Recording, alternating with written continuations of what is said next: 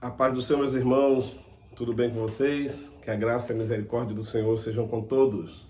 Sou o pastor Moisés Vieira e vamos fazer mais uma vez um subsídio da nossa revista da Escola Bíblica Dominical, da CPAD, a lição de número 7 para 14 de agosto de 2022. O assunto é a sutileza da relativização da Bíblia. A sutileza da relativização da Bíblia. Diz o texto áureo assim: toda escritura divinamente inspirada é proveitosa para ensinar, para redarguir, para corrigir, para instruir em justiça. 2 Timóteo 3,16. A verdade prática diz: a Bíblia é a inspirada, a inerrante e a infalível palavra de Deus. Por isso, não podemos relativizá-la.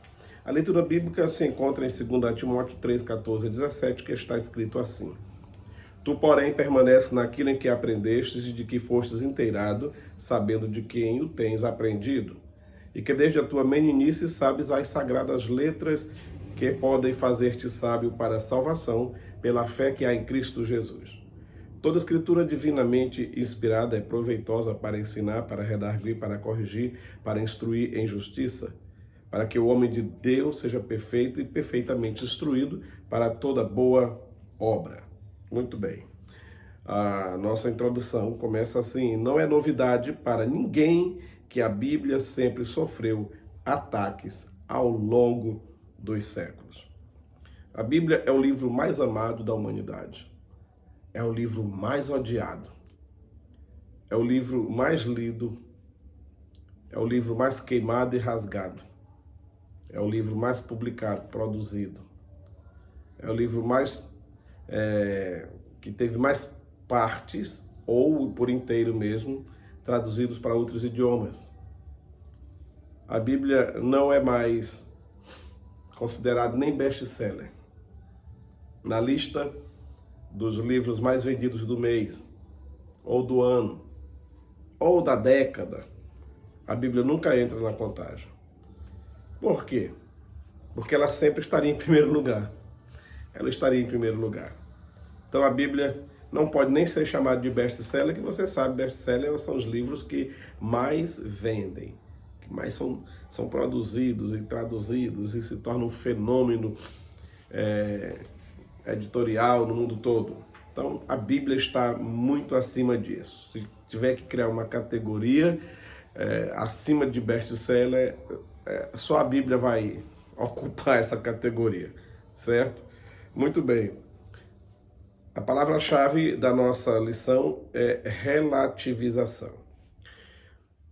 Por ser um livro que muda famílias, muda pessoas, muda nações inteiras, a Bíblia é sempre uma ameaça para aqueles que não querem, tá? Que não querem ser, digamos assim, combatidos, que não querem concorrência, que vê que as suas ideias podem ser, digamos assim, deixadas de lado, porque a Bíblia é um livro que trata de moral, trata de santidade, trata de comunhão com Deus, trata de criacionismo, certo? A Bíblia fala sobre casamento aos moldes que Deus planejou, ou seja, tudo aquilo que a sociedade atual não quer. A Bíblia é o padrão ainda para aquilo que Deus planejou. E quem não está nem aí para Deus, por que vai estar para a sua palavra? Se a pessoa não está nem aí para Deus, é Deus lá e eu aqui, ou para muito Deus nem existe. Então, que negócio é esse de Bíblia? Para que Bíblia? Para que palavra de Deus, se Deus talvez nem exista? Bom, e um tantinho assim de gente quer impor agora como o resto da humanidade tem que viver.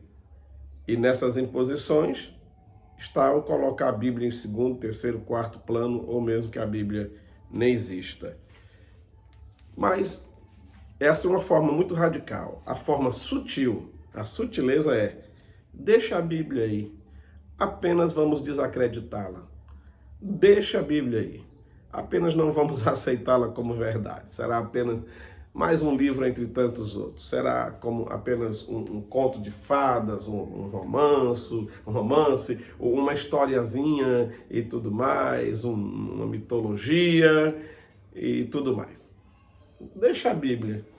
Apenas não é obrigado ninguém seguir o que ela diz. Bom, vamos ver aqui um pouco na nossa lição, os tópicos. O primeiro fala que a Bíblia e o espírito desta era. Esse combate, a Bíblia e o espírito, não é o Espírito Santo que estamos tratando aqui, tá?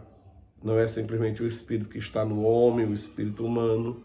O espírito aqui fala de uma ação diabólica, o espírito desta era, uma ação do inimigo que está por aí com suas atitudes deletérias, tá? Bom, e uma dessas atitudes é a desconstrução, palavrinha que entrou mesmo no vocabulário do brasileiro nos últimos 20 anos para valer. Bom, não é incomum encontrar na literatura ou nas mídias sociais a expressão como a era do vazio, pós-verdade, o fim das certezas, cultura líquida ou ainda desconstrução. Em palavras mais simples, esse novo modelo ou paradigma cultural se contrapõe ao cristianismo, procurando desconstruir não apenas a sua herança cultural, mas, sobretudo, seu conjunto de valores éticos, morais e espirituais. E uma forma de desconstruir isso tudo é com o relativismo. O relativismo. Não há valores perenes e absolutos no relativismo. Filósofos que há mais de 300 anos começaram a trazer, colocar à baila essa ideia. Não, tudo é relativo. O que é relativo? O relativo é certo para você? Eu não considero certo. Então siga seu caminho, eu sigo o meu, você acha que é certo, eu acho que não é, e tudo bem, beleza, vamos adiante. É pecado? Outros não, eu não creio que seja pecado. A Bíblia diz que é pecado, mas a Bíblia diz que é pecado na tua interpretação, eu não interpreto assim. Então siga seu caminho, que eu sigo o meu, e cada um com a sua Bíblia. Ah, mas na minha igreja vamos adotar que será assim, assim, assim. O outro chega, não, mas a Bíblia está falando que não pode ser assim. Não, mas essa é segundo a teologia, segundo a faculdade teológica que você se formou, segundo o pensamento teológico lá da tua igreja e dos teus pastores. Aqui é assim, então vamos seguir assim e tal e tal. Fique lá com a sua forma, a gente fica da gente, interprete do seu jeito, que a gente interpreta do nosso jeito, porque tudo é relativo. Então, nesse negócio de tudo é relativo, não há verdades absolutas e perenes. Inclusive, o que a própria pessoa defende como verdade ou não verdade, daqui a alguns anos, seus próprios descendentes, seus filhos ou seus próprios liderados, também poderão usar o mesmo argumento para contrariar tudo aquilo que ele ensina. Se é que terá autoridade para ensinar, já que tudo é relativo. Muito bem. Por essa perspectiva, a Bíblia representa apenas mais um ponto de vista dentre os vários outros para eles. Não, a Bíblia é um ponto de vista. Tudo é visto de um determinado ponto. Todo ponto de vista depende, entendeu? Do local onde você está. Porque se você está no chão, você vê as coisas de uma forma. Se você sobe em cima da casa, você vai ver de outra forma. Se você sobe na montanha, você vai ver de outra forma. Então, os pontos de vista mudam conforme muda o seu local de onde você está visualizando as coisas. Sendo assim, para muitos não. A Bíblia é apenas mais um ponto de vista entre tantos outros que existem por aí. É apenas mais uma ideia filosófica diferenciada do budismo, do confucionismo e outros ismos mais. Então a Bíblia é só mais uma forma de ver as coisas. Não é bem assim. A Bíblia, é o livro dos livros, é a palavra de Deus. Mas, infelizmente, surgiu entre teólogos essa ideia de Desacralização da Bíblia. Exatamente. Fazer com que a Bíblia perca o seu valor de sagrado, de ser algo sagrado. A palavra Bíblia sagrada. Algo santo, algo que veio de Deus. Começar a querer humanizar demais a Bíblia. Humanizar demais Deus. E com isso, não é difícil, depois de acreditar nessa desacralização, tirar da Bíblia o sagrado que ela tem, transformá-la simplesmente em mais um ponto de vista ideológico, religioso. Isso é um perigo e isso ajuda, sim, na ideia do relativismo da Bíblia seguir adiante. Muito bem. A Bíblia, o politicamente correto, diz o segundo tópico. Bom, para muitos a Bíblia é um livro grosseiro, é um livro que não está politicamente correto, um livro machista, um livro ultrapassado, um livro de uma linguagem, digamos assim, muito radical. Essa geração Nutella que a gente vive cria cada coisa, né? E isso tudo trata-se de uma narrativa ardilosa construída com o fim de desconstruir valores cristãos e substituí-la por outro. Porque se desacreditar a Bíblia que é a base, para a família, pai, mãe e filhos, se desacreditar a Bíblia, então qualquer família é família. Qualquer forma de união de pessoas é família. Se disser que não, que a Bíblia é apenas mais um ponto de vista, então não, alguém pode dizer não há céu, não há inferno, não há condenação eterna. Isso é coisa da Bíblia, mas é o que a Bíblia diz. A Bíblia é só mais uma ideia. E esse negócio de dizer que as pessoas vão para o inferno, isso é uma grosseria. Ninguém pode dizer que alguém vai para o inferno e por aí vai. Por esse novo modelo, né, está correto se fazer aborto e proibir a leitura da Bíblia em espaços públicos. Dentro dessa narrativa do politicamente correto, não há espaço para a Bíblia sagrada. Não há espaço para a Bíblia sagrada. Bom, e aí, depois disso, não fica difícil o próximo passo, que é a criminalização da opinião.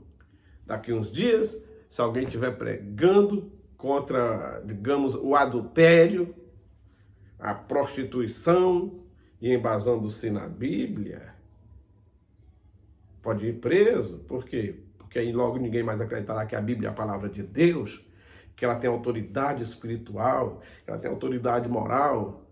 Se relativizar a Bíblia, a mensagem de quem prega também será relativizada. E por isso não pode pregar dessa forma, porque vai estar ofendendo, vai estar confrontando a sociedade que aí está. Então veja o perigo. A Bíblia é a Bíblia e pronto.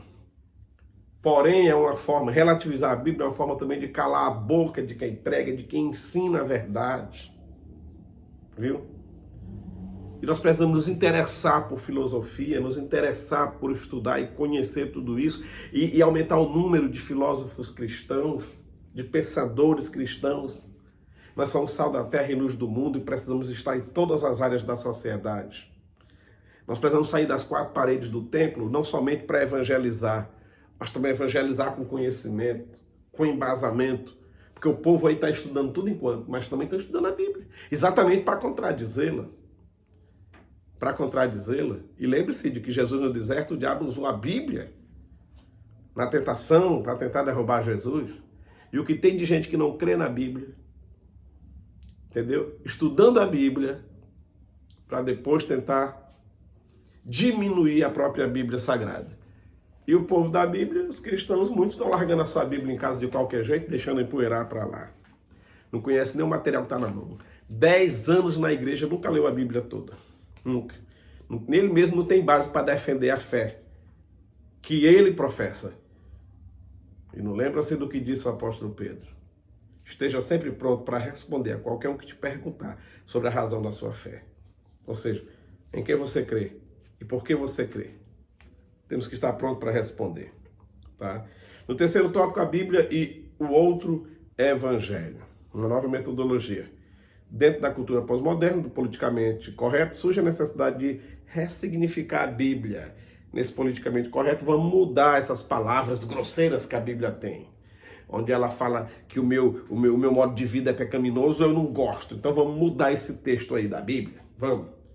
A palavra de Deus precisa ser atualizada. Esse atualizado não é o atualizar por causa do idioma que é vivo e todo idioma vivo se modifica, não. Não é por isso, não. Por exemplo, se hoje nós conseguíssemos falar com Pedro Alves Cabral, o pessoal do tempo do Cabral que descobriu o Brasil, falando em português, nós não nos entenderíamos. Porque o português mudou demais, tanto na escrita quanto na pronúncia. E no Brasil, principalmente. O Brasil é muito aberto ao estrangeirismo, muito aberto. Tanto que a gente vê uma grande diferença entre o português do Brasil, Portugal e dos outros países que falam português. Temos um português bem diferente. A gente fala me dá, ao invés de dar-me. Te amo, ao invés de amo-te. Essa forma errada de falar se tornou certa no Brasil. Fruta, de tanto a gente falar fruta, falar errado, ficou certo falar fruta, quando o correto antigamente era fruita. Mas tudo bem. Então, a língua é viva, ela vai se modificando, acontece a semântica e tudo mais. Não é dessa atualização que estamos falando, não. É verdade que a palavra, o português, o idioma vai modificando-se e os livros precisam atualizar na linguagem, mas não pode mudar o sentido. Quando se fala aí, esse pessoal do relativismo e tudo mais, do politicamente correto de atualizar a Bíblia, não é atualizar por causa do idioma que é vivo e que é dinâmico e que se modifica. Eles querem modificar, atualizar, no que eles falam é mudar mesmo o sentido da palavra. Entendeu? É tirar mesmo o cerne, é tirar mesmo a essência da verdade bíblica e mudar. Não pode se mudar nem um J e nem um tio, não podemos mudar. Mudar palavras, não tem problema, não tem problema. Agora não pode mudar o sentido da mensagem, tá? Vamos adiante. Então, a Bíblia, sempre atual, palavra de Deus, é o quarto tópico, ela foi revelada por Deus. Para o cristão, a Bíblia é um texto antigo com uma mensagem atual.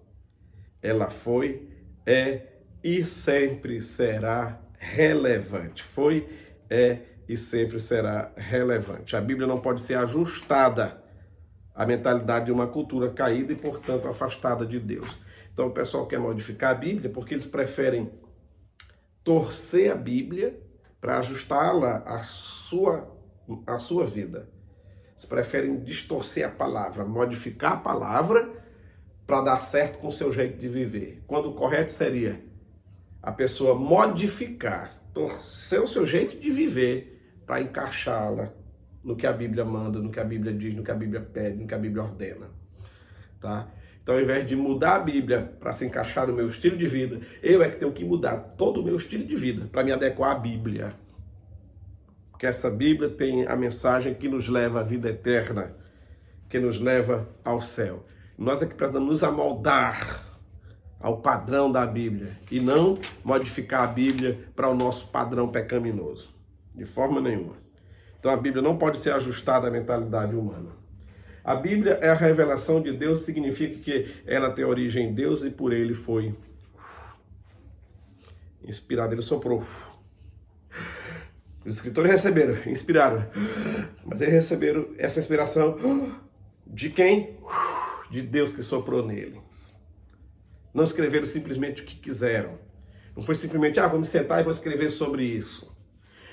Os cerca de 40 escritores da Bíblia, muitos deles não se conheceram, porém um começou um assunto, o outro terminou e não há contradição. Se nós pegássemos hoje 40 pessoas e dizer, vai cada um para sua casa, escreva o que você quiser, depois a gente vai juntar tudo e formar um livro só, consequência, tudo bonitinho, entendeu? E vai se encaixar, vai ser uma história só. Não iria dar certo, seria uma grande Babel.